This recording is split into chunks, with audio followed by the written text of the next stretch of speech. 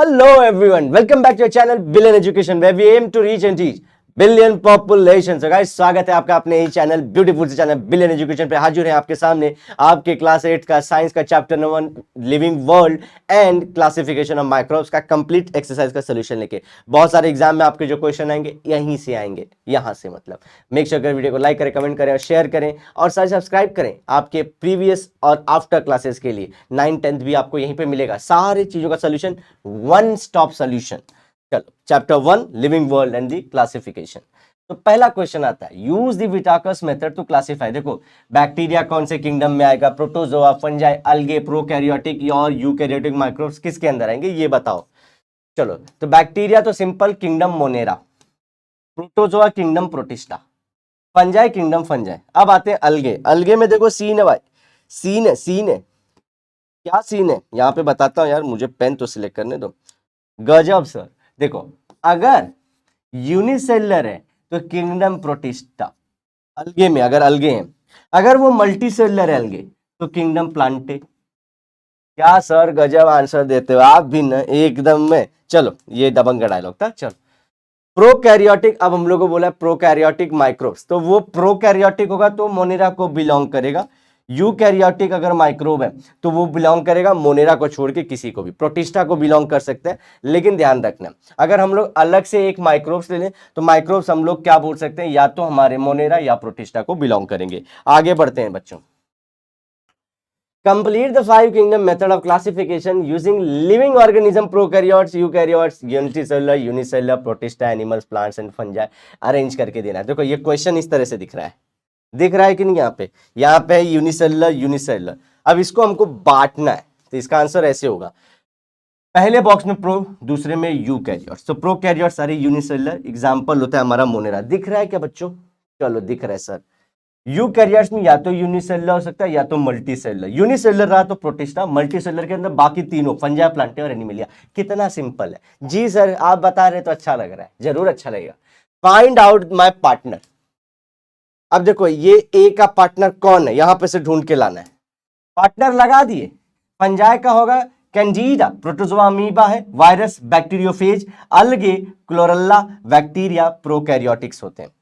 Simple बना दिया partner को हमने। नेक्स्ट अगला चलते हैं। State whether the following statements is true और false. Explanation, explain your statement. तो आपको आगे एक्सप्लेन भी करना है। The lactobacilli are harmful bacteria. Lactobacilli क्या है? हार्मफुल है, खराब होता है शरीर के लिए। दोस्तों इनका नाम याद कर लीजिए, 10th में भी आएगा, 9th में भी आएगा। ये पूरा लिंक है, गवर्नमेंट ने सोच के पूरा सिलेबस बनाया। ये फॉल्स है भैया। क्यों सर? अरे लैक्टोबैसिलाई आपके दूध में भी होता है, हार्मफुल नहीं होता है। देखो lactobacilli are not harmful bacteria, in fact they are found in gastrointestinal tract of animals and human. तो भैया हमारे जो पेट में ऑलरेडी ये रहता ही है, हमारे गट में ये ऑलरेडी रहता है। कौन? लैक्टोबैसिलाई। और ये क्या है? बैक्टीरिया। तो ये गुड बैक्टीरिया है, इसके रहने से हमारे को फायदा होता है, दही के अंदर सारी चीजों के अंदर मिलता है। So this is not a harmful bacteria, this is good bacteria. They are also an important part of dairy products such as milk, yogurt. तो मैंने बोला दूध दही का ये इंपॉर्टेंट पार्ट होता ही है। आगे बढ़े बच्चों, बढ़ जाते हैं sir. The cell wall of fungi is made up of chitin, true और फॉल्स? काइटिन एक सेल्यूलोज से बना हुआ मटेरियल है, याद रखिए आगे। तो ये ट्रू है। एक्सप्लेनेशन दे देते हैं भैया क्योंकि बुक ने मांगा है। The cell wall of plants is made up of cellulose, while the cell wall of fungi is made up of the complex sugar called the chitin. तो काइटिन के अंदर क्या होता है? देखो इसमें सेल्यूलोज भी होता है, साथ ही साथ थोड़े से और अदर मटेरियल्स भी होते हैं, इसलिए मैंने बोला सेल्यूलोज प्लस अदर मटेरियल। वहीं पे प्लांट्स का कंप्लीटली किससे बना होता है? सेल्यूलोज से। फंजाई का जो आउटर वॉल है वो किससे बना था? काइटिन से। Inside the fungal cell wall there is cytoplasm which contains many nuclei. तो मतलब क्या, ये स्ट्रक्चर ड्रॉ करें तो ये बाहर वाला लेयर जो है ये काइटिन की है, ये काइटिन मैं ड्रॉ कर रहा हूं सिर्फ, और उसके अंदर जो ये पूरा साइटोप्लाज्म, साइटोप्लाज्म के अंदर ये न्यूक्लिया है। ओके याद कर लीजिए। चलो तो हमारा यही बोलने की कोशिश कर रहा है बच्चों, ये न्यूक्लियस हो जाएगा और ये पूरा का पूरा साइटोप्लाज्म। तो काइटिन आपको स्ट्रक्चर भी ड्रॉ करना है दोस्तों। साइटोप्लाज्म और न्यूक्लियस।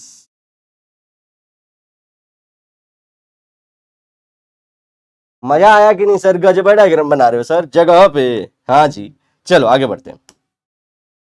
अब ये बताओ दोस्तों यहाँ पे क्या है, ये आप लोग को दिख रहा है? एक बड़ा इंपॉर्टेंट यहाँ पे वर्ड है स्यूडोपोडिया। स्पेलिंग दिख देता हूं यहाँ पे।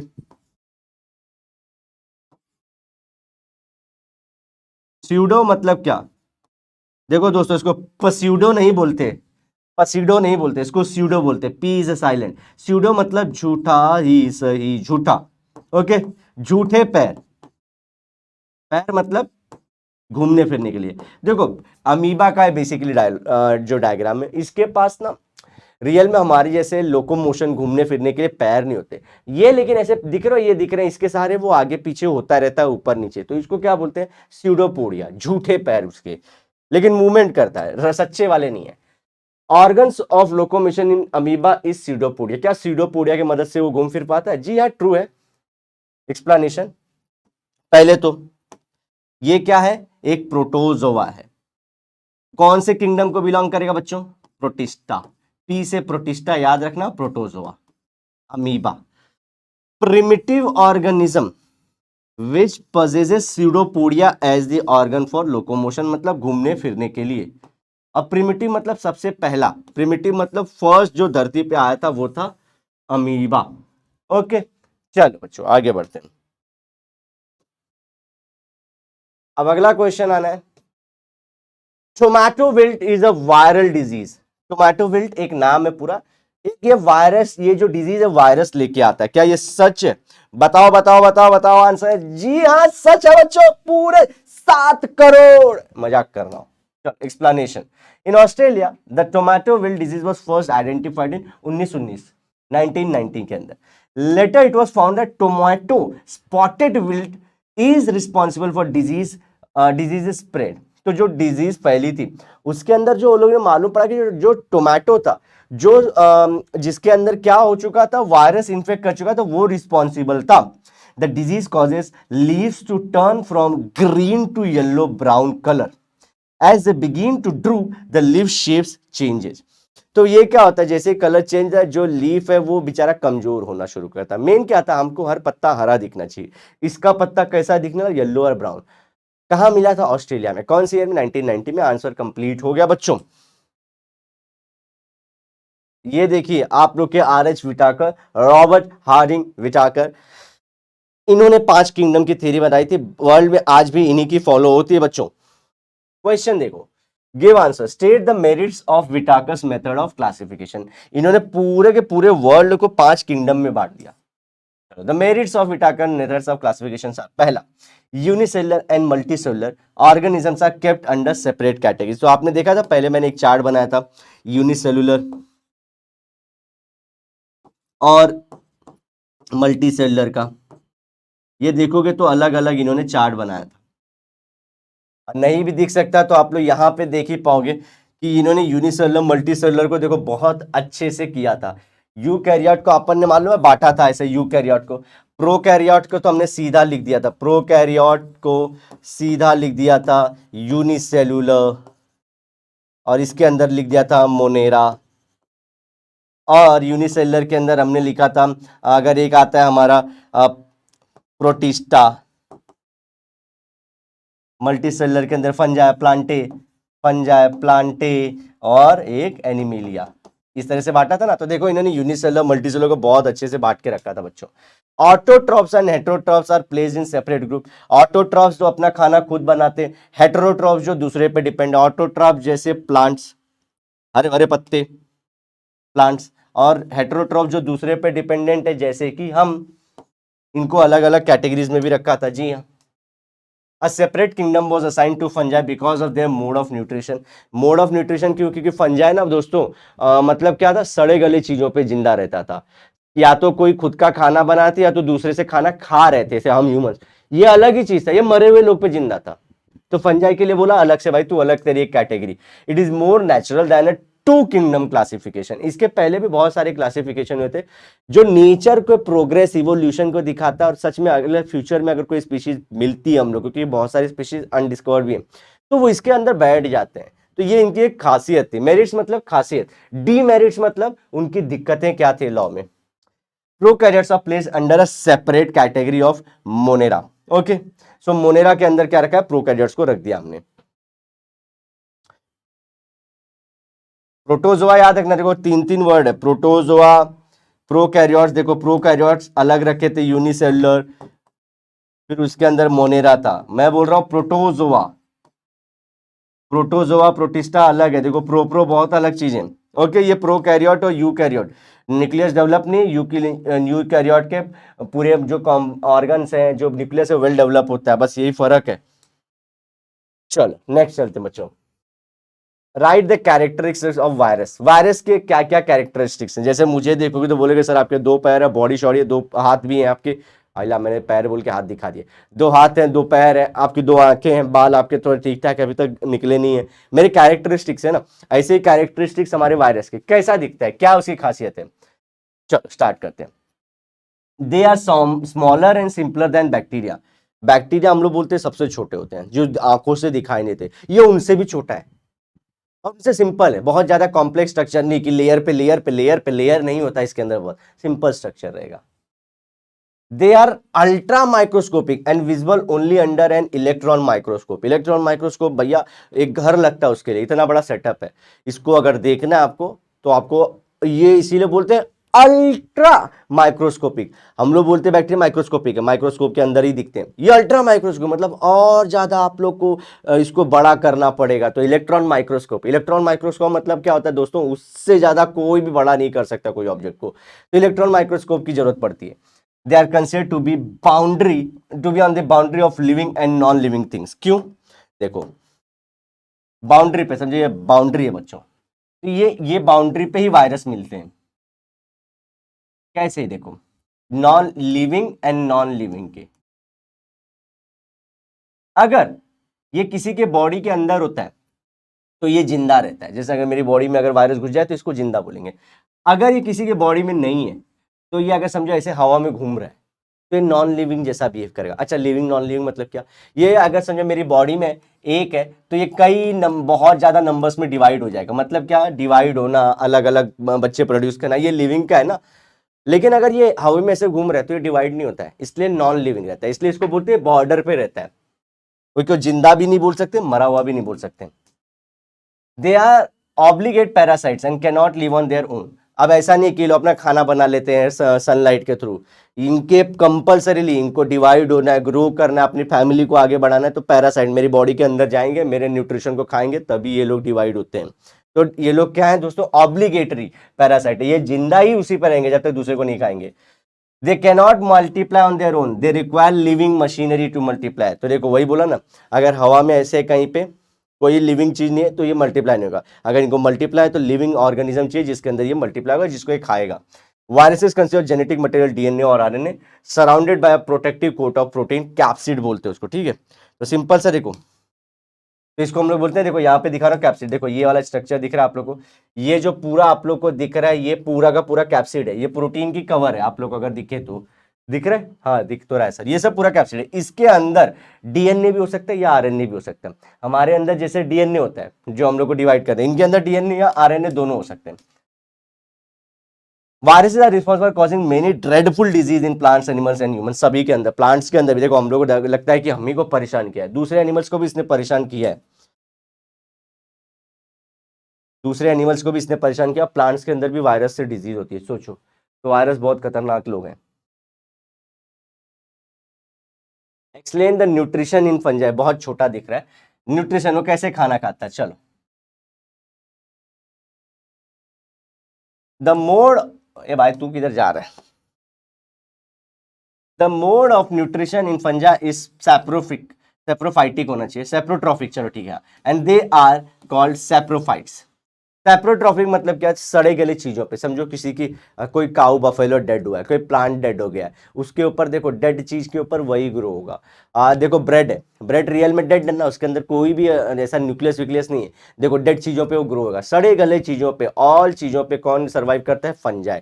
और ऐसे इनको ये न्यूट्रिशन क्या बोलते हैं, सैप्रोट्रॉपिक न्यूट्रिशन। और इनको और भी क्या बोला जाता है, सैप्रोफाइट्स, क्योंकि दूसरे लोग पे सर्वाइव करते हैं। It is a mode of nutrition in which an organism obtain its nutrient from the decaying organic matter. Organic matter जो मतलब जो जिसके अंदर कार्बन हो, ऐसी सारी चीजें। केले के छिलके पे, जी हाँ। आपके ब्रेड पे, जी हाँ। किसी एनिमल, डेड एनिमल पे, जी हाँ। डेड प्लांट पे, हाँ। तो हमेशा जो डेड और डिकेड है, जो सड़ रहे हैं, उसके ऊपर फंजाई आपको मिल जाएगा। Which organism are included in the kingdom of Monera? चलो, so organism with the following characteristics are included under the kingdom Monera. कौन कौन है, देखो मोनेरा का स्ट्रक्चर ड्रॉ करना है तो बड़ा अच्छे से मैंने डायग्राम दे दिया, उसको ड्रॉ कर लेना। पहली बात, absence of nucleus and membrane bound organelles. तो या तो इमेच्योर न्यूक्लियस रहता है, न्यूक्लियाई मतलब न्यूक्लियोलस रहता है, और वो भी इमेच्योर मतलब ना के बराबर भी डेवलप रहता है। दूसरा, जो मैं बोल रहा था सेल ऑर्गेनल्स हमारे यूकैरियोट्स के अंदर, जैसे Golgi complex, endoplasmic reticulum, lysosomes, ribosomes, ये सब सारे स्ट्रक्चर होते हैं यूकैरियोट्स के सेल के अंदर दोस्तों। इनके अंदर सेल ऐसे बहुत सारे आप लोग को ऑर्गेनल्स नहीं मिलेंगे, और मिलेंगे भी तो उनके ऊपर लेयर नहीं चढ़ी होगी। हमारा माइटोकॉन्ड्रिया देखो, यूकैरियोट आगे चल के देखेंगे, जो हमारी जो यूकैरियोट के सेल माइटोकॉन्ड्रिया, उसके ऊपर लेयर रहती है। अगर इसके सेल के अंदर ऑर्गन मतलब ऑर्गेनल्स क्या होते हैं, देखो ये सेल है, ये दोस्तों समझो सेल है प्रोकैरियोट्स का। ओके, अब इनके अंदर सिंपल से या तो छोटा सा मतलब कुछ रहेगा, समझो थोड़े थोड़े इनके पास भी कोई कोई ऑर्गेनल्स, मतलब क्या, इसके अंदर छोटे छोटे फंक्शन करने वाले अदर पार्ट्स। तो ये रहेंगे भी ना दोस्तों, अगर ये रहते भी तो मेम्ब्रेन बाउंड नहीं रहती, इनके ऊपर मेम्ब्रेन नहीं रहती। वहीं पे हमारे यूकैरियोट्स के अंदर क्या होता है बच्चों, समझो ये यूकैरियोट्स है, तो ये इनकी तो समझो, अगर मैं माइटोकॉन्ड्रिया ड्रॉ करूं तो देखो ये माइटोकॉन्ड्रिया समझो ऐसा रहता है। तो ये देखो ये इसकी मेम्ब्रेन है, तो ये मेम्ब्रेन बाउंड ऑर्गेनल्स होते हैं, सभी के ऊपर मेम्ब्रेन्स होती हैं, ऐसी अंदर का एरिया खाली मैट्रिक्स रहता है। कितना अच्छा, ये इनके पास अगर ऑर्गेनल्स है भी तो उसमें मेम्ब्रेन नहीं होता है। तो पहली बात तो न्यूक्लियस नियरली एब्सेंट या न्यूक्लियस एब्सेंट ही लिखना। दूसरा चीज, जो ऑर्गेनल्स, सेल ऑर्गेनल्स मतलब क्या, सेल के अंदर के जो छोटे छोटे ऑर्गेनल्स होते हैं वो मेम्ब्रेन बाउंड नहीं होते, उनके ऊपर मेम्ब्रेन नहीं होती। ओके, देखो ये प्लाज्मिड है, तो इसके ऊपर देखो ये सिंपल स्ट्रक्चर है, ये प्लाज्मिड के ऊपर मेम्ब्रेन नहीं रहेगी बच्चों। कोई भी आप लोग देख लो, देखो न्यूक्लियस बोला मैंने, इनके न्यूक्लियस को न्यूक्लियोलस बोलते हैं, न्यूक्लियोइड बोलते हैं, या फॉल्स न्यूक्लियस बोलते हैं। ट्रू न्यूक्लियस जो होता है वो यूकैरियोट्स के अंदर ही आता है। चलो आगे चलते हैं। प्रेजेंस और एब्सेंस ऑफ सेल वॉल हो सकता है, जो सेल वॉल है वो प्रेजेंट भी रह सकती है, एब्सेंट भी रह सकती है। कैन बी आइदर ऑटोट्रॉपिक और हेट्रोट्रॉपिक, ये सब कैरेक्टरिस्टिक्स हैं। ऑटोट्रॉपिक मतलब खुद से अपना खाना, या तो दूसरे पर डिपेंड रहेंगे। तो देखो ये दोनों यस और नो में, प्रेजेंट भी रहेगा सेल वॉल, एब्सेंट भी रह सकता है। ऑटोट्रॉपिक या हेट्रोट्रॉपिक भी हो सकता है। ये वाले इंपॉर्टेंट है कि एक तो भैया इनके जो ऑर्गेनल सब जो मेम्ब्रेन बाउंड नहीं रहते। Are all unicellular and include mainly bacteria and blue green अलगे।